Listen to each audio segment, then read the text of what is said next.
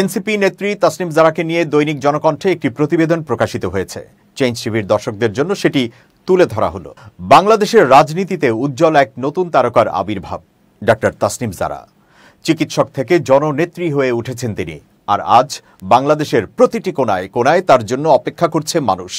গ্রাম হোক কিংবা শহর, দক্ষিণের মফস্বল হোক কিংবা উত্তরের সীমান্ত, যেখানে তিনি যাচ্ছেন সেখানেই ভিড় করছে হাজারো মানুষ। অনেকে হাত নাড়ছেন, অনেকে হাসছেন, কেউ কেউ তো আবেগে কেঁদেও ফেলছেন।